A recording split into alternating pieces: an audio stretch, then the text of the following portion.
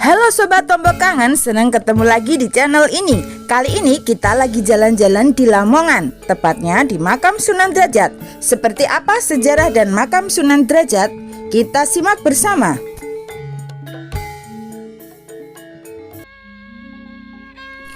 Sunan Derajat adalah salah satu anggota Wali Songo. Ayahnya bernama Sunan Ampel dan ibunya bernama Dewi Candrawati. Sunan Ampel sendiri adalah Wali Songo yang lahir pada tahun 1410 Masehi, berasal dari kerajaan Champa, Vietnam.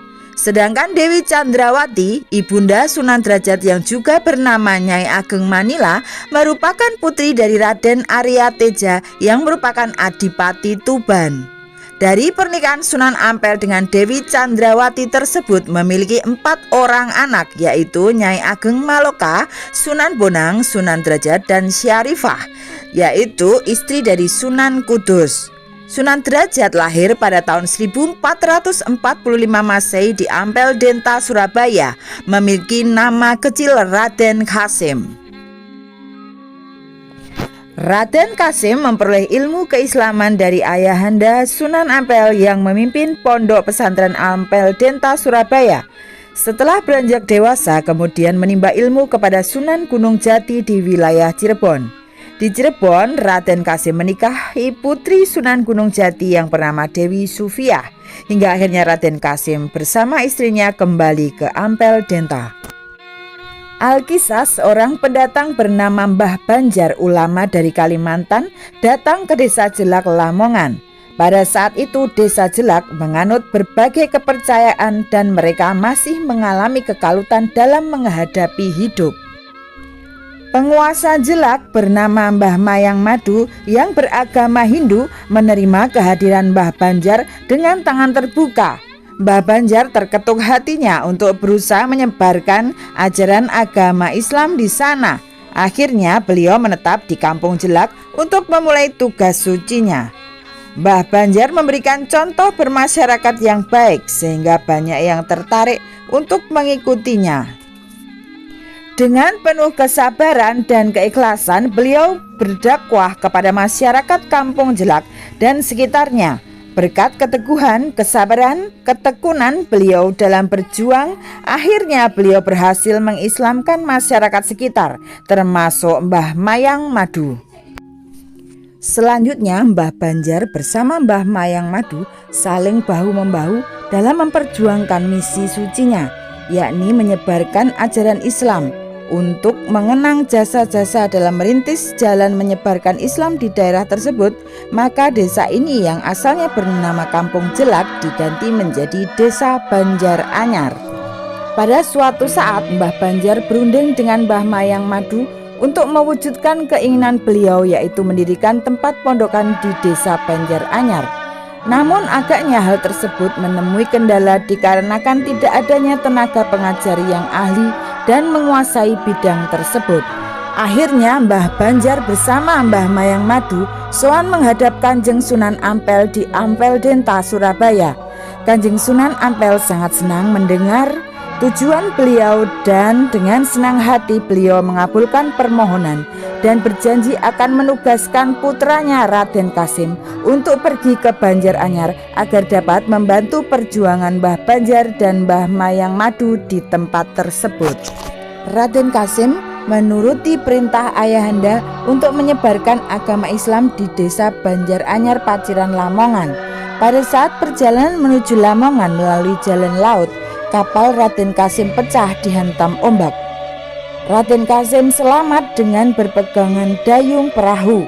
Selanjutnya beliau ditolong ikan cucut dan ikan talang. Menunggang 2 ikan tersebut, Raden Kasim dapat mendarat di Jelak. Akhirnya berkat bantuan Raden Kasim berdirilah pondok pesantren Banjar Anyar. Lokasinya tidak jauh dari makam Sunan Derajat sekarang.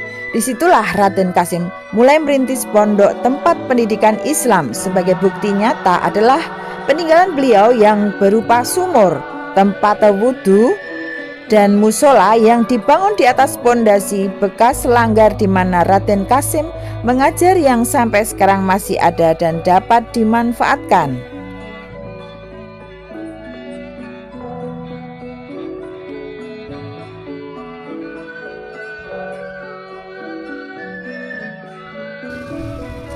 Setelah Mbah Banjar dan Mbah Mayang Madu wafat, kemudian perjuangan dilanjutkan oleh Raden Kasim.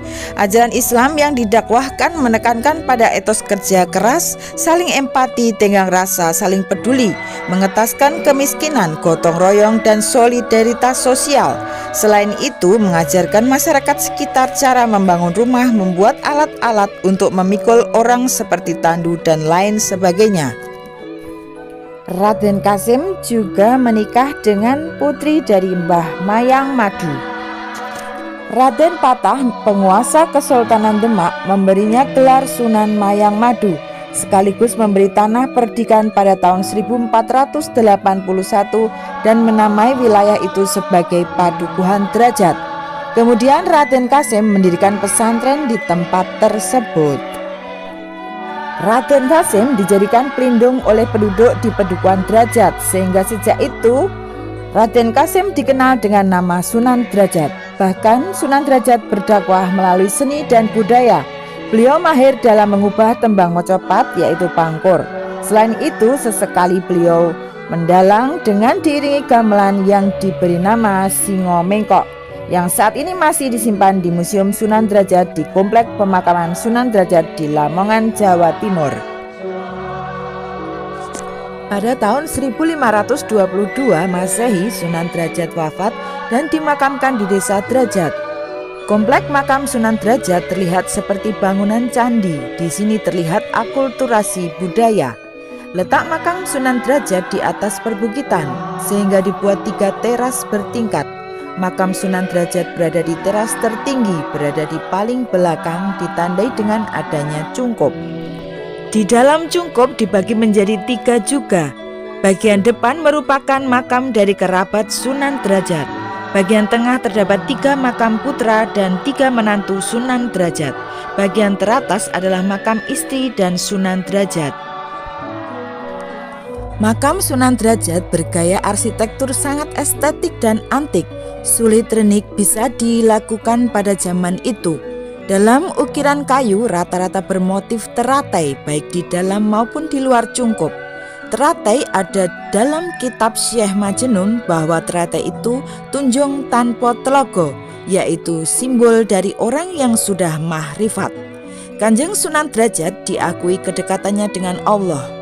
Dalam ukiran itu juga ada gambar kepala manusia dan sayap. Dapat dihubungkan dengan kitab Majlis Nur Ahla yang menyimbolkan alam kabir manusia.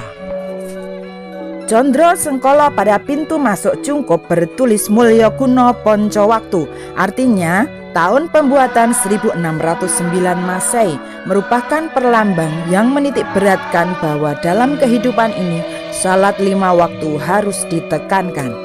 Pada tulisan di luar cungkup tertulis ajaran Sunan Derajat tentang catur piwulang. Keano teken marang wong wuto, amalkan ilmu agar orang menjadi mengerti. Wenehono pangan karo wong keluwen, sejahterakan orang yang miskin. Wenehono payung kanggo wong kudanan, beri pertolongan bagi orang yang kurang beruntung. Wenehono pakaian marang wong wudo, berikan ajaran pada orang yang tidak punya malu atau orang tuna susila. Di dekat makam terdapat museum yang dibangun pada tahun 1992, berisi barang-barang pada era Sunan Derajat. Tradisi yang masih dilestarikan sampai saat ini adalah babat makam. Bersih-bersih makam setiap 25 ruah. Keluarga berkumpul datang ke makam, bersih-bersih makam, tahlil, dan mengalap berkah. Setiap tahun juga diperingati kaul beliau mengenang jasa-jasa Sunan Derajat. Ada lagi tradisi khitanan massal, santunan pada orang yang kurang. Demikian liputan dari tim Tombo Kangen Channel. Kita berasal dari tanah dan akan kembali ke tanah. Semua yang kita miliki saat ini hanyalah titipan. Tidak akan kita bawa saat meninggal dunia nanti. Dari sejarah kita dapat mengambil banyak manfaat. Berhentilah menganggap bahwa sejarah adalah masa lalu. Mulailah memandang bahwa sejarah adalah masa depan. Salam dari kami, salam Tombo Kangen Channel. Dadah, dah. Lingser wangi sepi durung bisa netra,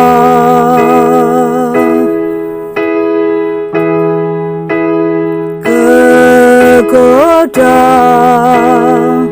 mring wewayang kang ngeridu ati,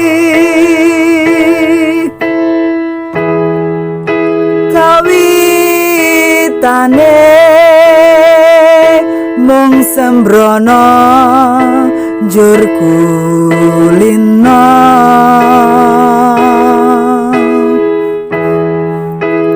ra ngira